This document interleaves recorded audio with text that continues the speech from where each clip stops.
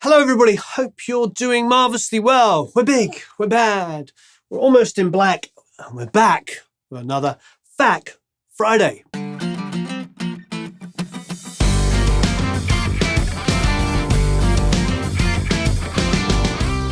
So we have a few amazingly good questions, but I thought we would start off with our guitar of the week. And the guitar of the week is something I did a whole video on. And that is the Acoustasonic. Well, this is the Strat, but it's the Fender Acoustasonics. Now, it's one of my favorite guitars because we do use it for recording. It sounds great acoustically.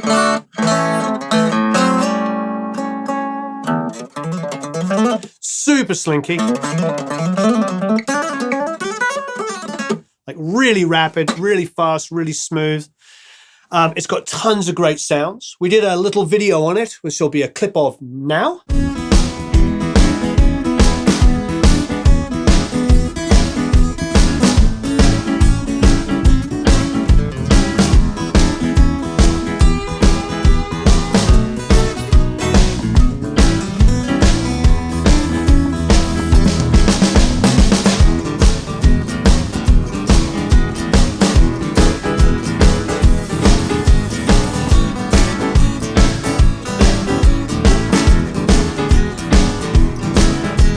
Hope you enjoyed that. It's a really, really great guitar. But you know what I love about this most, frankly, is it's slinky, it plays great, it's got a matte finish on the neck, it sounds great, but it's just awesome to just have around the studio. Everybody that comes in, and me, of course, just loves having it around because you can just pick it up, you can play it acoustically,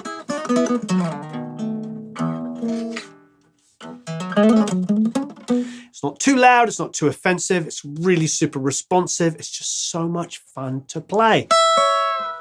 Great for practicing. If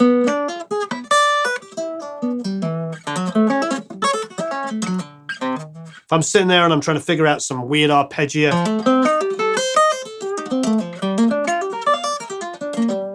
might come up with some exercises and stuff like that.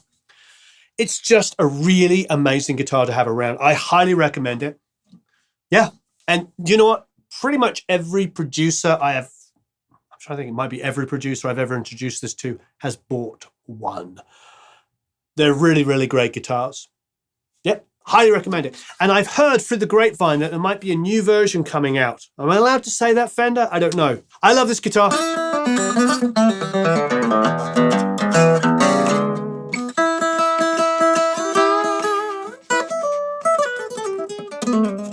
So let's get stuck into some questions.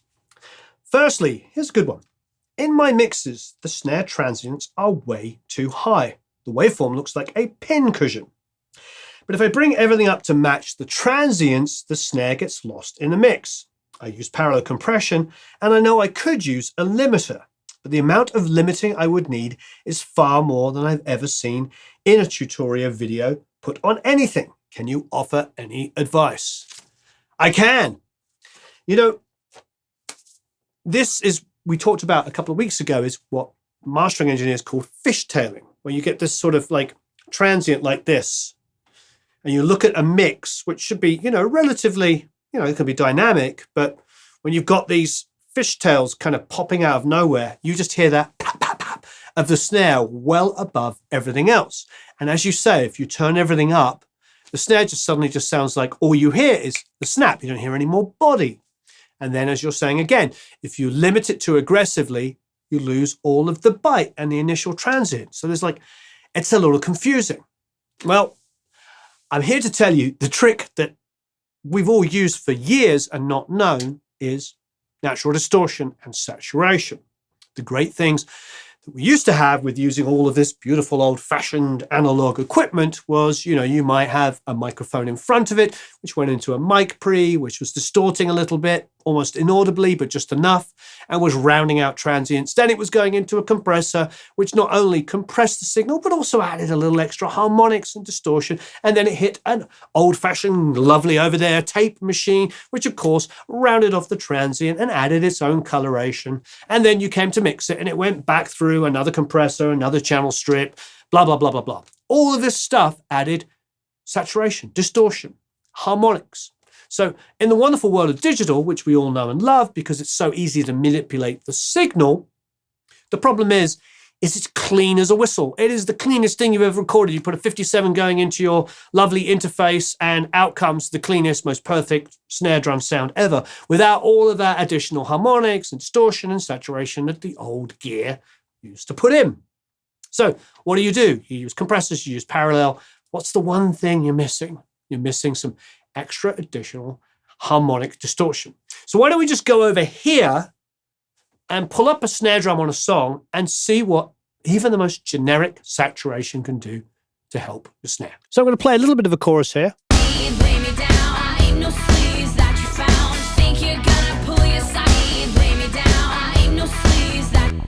Now, if you listen to the snare there, you hear the initial attack, you hear a snare drum. But what you don't hear is you don't hear a lot of the body, because if I solo the drums, now listen to the snare in solo.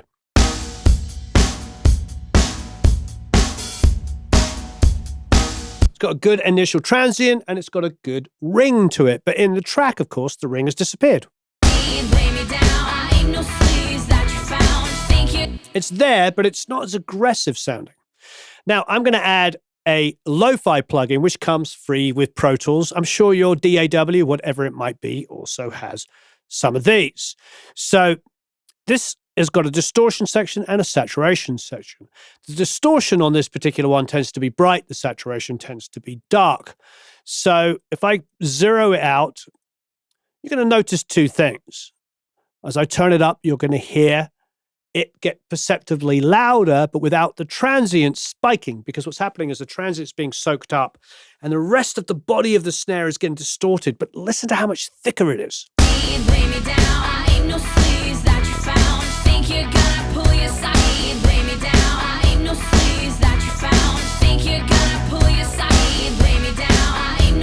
I'll bypass it.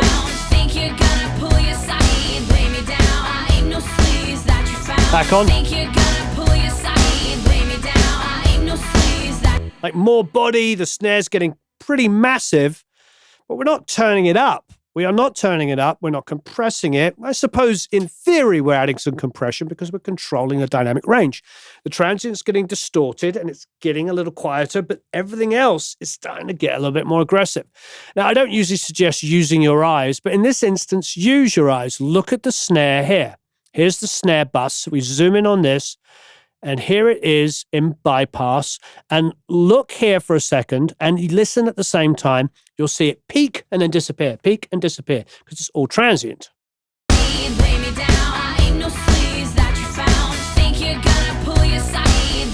So it's peaking at about -20 here. Now let's put the distortion on.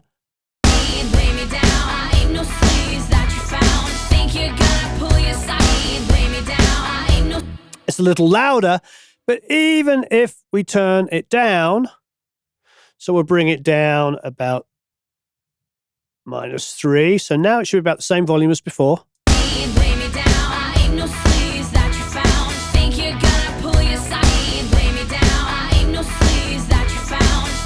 So even now it's at the same volume.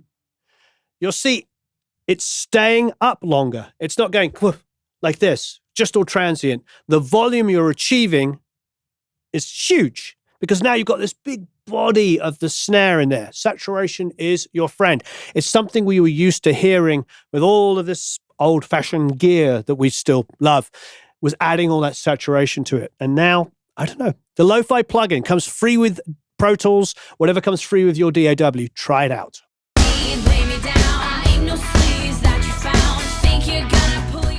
So this next question actually pertains to the first, believe it or not. The question is, in terms of mixing your tracks, what is glue? Well, that's a great one because it's really what we've just been talking about. You know, that first part of the answer to the last question, I was talking about how all of this old, lovely, beautiful equipment added all of these additional things that we find pleasing. sparkling harmonics, distortion through tubes or valves, as I grew up saying. All of this stuff makes it sound larger than life. So that also glues things together. Because think about it, if you've got a sound and it's got like a lot of kind of fur around it, if you like a little bit of saturation, now blend another sound in there, that's got all that added things. So they start bonding together. Then, of course, you add compression, which is typically how most people listening to this answer would expect me to go to. They would expect me to talk about the lovely SSL bus compressor. And I get it. The SSL bus compressor really does add that glue. But what it does is it takes like those little pointy little transients and folds them back in. Therefore, instead of having things jump out like this all the time, they get sucked into the mix, transients get squashed in there, and guess what that does? Instead of being all choppy, it now feels like it's glued together. And that's why when you hear people talk about bus compression and stuff, they're like, oh, I glued my mix together, meaning it took the little peaky transients and pushed them in there. But it is a combination of all of those things. The little extra addition, saturation, distortion, or whatever that's around there, put those elements together because the signal is now larger than life and got a bit of hair to it. It nicely glues together with other things that have a little bit of hair around it. And I'm not talking like full-blown saturation. I'm not talking about compressing the schnizzle out of everything. I'm talking about how incrementally all of the elements of your mix, if they're larger than life and have beautiful compression, controlling the transients as well as that saturation, however it's achieved in whatever plugins you use. You don't have to use saturation plugins. You have to use distortion plugins. You can use plugins that have analog emulation, meaning they have that saturation, natural saturation built in. But whichever way you choose it, all of those things incrementally on individual elements will add up to creating glue. And stick the bus compression over the top, and again, glue, glue, glue. We can say glue 100 times, and you'll get the point. I think one of the things that I really enjoy is putting something, when I get a mix where everything is so clean, like so DI, so like mic straight into your lovely, beautiful, clean interface. I love all that stuff, don't get me wrong, but you pull it all up and it sounds thin. It sounds super, super thin. And it just sounds perfect and clean and doesn't have any pizzazz, doesn't have any excitement to it. So one of those things that a lot of us like to do is maybe get a channel strip, maybe. I think traditionally Mac DSP analog channel, remember that? It's a great plugin that you can use across the whole thing. It doesn't use a huge amount of DSP, so you could take 40 tracks of a mix and stick the analog channel on every single one, and it's got a tape emulation in there, which is really simple to use. The interface is like dumb. Eric, please insert the interface here. It makes perfect sense. You can choose tape machine emulations on it. It's not the big fancy plugin with the big, all of this extra GUI on it, which is completely unnecessary. It's a very functional, simple plugin that does all the things. Highly, highly recommend it. And again, not getting paid and do not have an affiliate link to it. It's just a good, simple way of doing what we're talking about. Stick all of that on every channel. Just have it hit it a little bit harder so it just rounds off some transients, just controls it a little bit. You can choose different tape speeds, different tape machines, and just darken it. It's subtle. It is not going to take just and make it go woo. It's not that exaggerated. But imagine all 40 channels now have a feeling like they've been recorded through some analog equipment. Now, don't get me wrong. I'm not a Luddite. I'm not that guy who's going, you have to use analog equipment. But there is something pleasing about what all of this old gear does. So try it. I assume they have a 14-day free trial. Go download the analog channel and stick it across every single channel. There are transformer emulations that people use. There are other things you use. That's just something I happen to like. There may be other solutions. Please share below what you do. But that will help create the glue. That will round out the transients. That will add just a little bit of hair, a little bit of excitement to everything. and then using some bus compression, an SSL style bus compressor, a 4000 bus compressor. There's so many on the market. They're all absolutely wonderful, all slightly different, but all great. Whether you have Waves, whether you have Brainworks, whatever you use. IK Multimedia have one. I'm not here to sell any single company's particular plugin, but there's lots of SSL style bus compressors. I think we did a test of 5 of them about a year ago. Just try one. The Townsend's phenomenal. Stick it on the master bus and just have it tap away and just give you a little bit of gain reduction. With all of these things, you will get the glue. So that's my long answer to what glue is and how to achieve it. So here's the last one here. This is going to be completely contentious. The question is, and I quote, do older guitars actually sound better than the new ones? Do older guitars sound better than the new ones? Well, you can answer this in like 55 different ways. I don't have many old guitars. I have a couple. I have a beautiful, beautiful Starfire, which I got from a company in, I think it was New York or New Jersey, called Retro Fret. I bought a 1962 Guild Starfire, and it is absolutely beautiful. And I had a little bit of extra work done to it. It did come in great condition, but I had a little bit of extra work done to it, and I completely love it. It is a wonderful guitar. However, I bought it for many, many reasons. It's beautiful, looks great, sounds amazing, and frankly has a lot of nostalgic value to me. I bought that guitar new originally when I was about 16 or 17 years old, when I was playing professionally in club bands in the north of England. So I had an emotional attachment. I really wanted that guitar. So I bought it for massively nostalgic reasons, because I sold the original one to pay rent and to buy a delay pedal when I was like 21. And I regretted it ever since. So finally, I found one in fantastic condition, the same age, the same everything, and I bought it so that I am whole again. I've got my guitar back. So that's a long answer. That's the reason why I have that vintage guitar. And I look around here, and I've got a few vintage guitars. I've got the Gibson The Paul from 1978-79. Is it valuable? Not particularly, but I love it, and it is a wonderful, wonderful, undervalued guitar. Absolutely love it. I also have a Vox Typhoon, which looks absolutely beautiful. I'm pausing deliberately. It looks absolutely beautiful. I had Norik set it up, and Norik Renson, and it plays really good for a bolt-on neck 60s, relatively okay-ish made guitar. I mean, basically, it looks 100 times better than it plays or sounds. Look, we're going to open a massive can of worms here. Look, I've played pre-CBS Strats, I mean, probably 100 in my life. Telecasters, pre-CBS Telecasters. I've played Jeff Beck's Telecaster, for goodness sake, at his house. I've played these beautiful, beautiful guitars, and some of them just bring you to tears. But like with all vintage equipment, often they're a little disappointing because they have a wear on the neck and they play beautifully. But sometimes, for instance, here's a good example.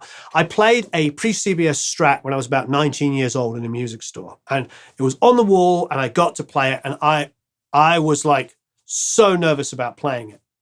I went from pickup to pickup to pickup, and the output was completely different on each pickup. So I immediately thought, well, it's old. And the person who was selling the guitar said to me, actually, they have a different amount of winds on each pickup. So these were hand wound with a machine, and sometimes they might take a break, have a cigarette, cup of coffee, have lunch, whatever it might be, and they come back and they may not have finished the same amount of winds. So one might, I think he said one might have 11,000, 113, 17, and the outputs and the sounds were so dramatically different. So you're at the mercy of so many different things when you're talking pre-mechanization, when things are made by hand. Don't get me wrong, I love handmade guitars. I mean, God, who doesn't? I love vintage equipment, but at the same time, it is old, it is vintage. It may not play 100% right. It may not sound like it did when it was new. I remember speaking to Jim Scott about this. He has an old Neve console that came from RCA Studios, and he had it completely gone through and totally rebuilt. And I asked him, I said, Jim, how does it sound? He goes, now I can do 2 clicks and get the same sound that I used to get by doing 4 or 5 clicks. And I was like, oh, wow. So, it sounds more efficient. He goes, no, it sounds like it did when it was new. He used the console when it was new. So sometimes, let's just get this out here. Sometimes vintage means not passing current very well. Sometimes people think that, oh, it sounds darker and warmer, when really some of the components aren't working as well as when it was new. So when we listen to Jimi Hendrix, God, Axis Boulder's Love, Little Wing, the guitar sound on Little Wing is so amazing. It could be one of the best recorded guitar sounds of all time. I guarantee, how old could the Strat have been? 3 years old? Maybe it was brand new. Maybe it was one he had that they just gave him. The point is, at the oldest, it was 3 years old, maybe 4. Woo. The point is, it was a brand new guitar. And now that same guitar, maybe isn't quite as sparkly and modern and all that stuff. We've got to, I love vintage stuff. I love the nostalgic effect of it. I love everything. I love music at that period. Don't we all? But old, vintage, we have to really sort of think about this. Tim Pierce did a video on this about 2 years ago, where he talked about, as a session guitar player, he wants to be able to reach down, pick up something like a Paul Reed Smith, like this, plug it in, and know that it's intonated perfectly, that it plays evenly all over the neck and sounds amazing whatever you do. And his point was, if he picks up a vintage guitar, there might be some dead spots. It might need a little extra love to make it sound as amazing as this is off the shelf. It doesn't mean that original beautiful, Fender from 1957 isn't a great guitar. Of course it is. Of course it's amazing. But you're dealing with vintage equipment, vintage anything, So I'm not one of those guys that believes that old necessarily is better. There are, of course, designs like the Strat and the Telecaster and the Les Paul XF335 that can never be beaten. They are genius pieces of designs, but it doesn't mean that, a 70-year-old instrument is better than a brand new one if the brand new one is made to that level. I can't comment on that idea, because sometimes they aren't made to that same level. And sometimes, probably just as importantly, as I'm sure somebody's already typed, maybe the woods aren't available.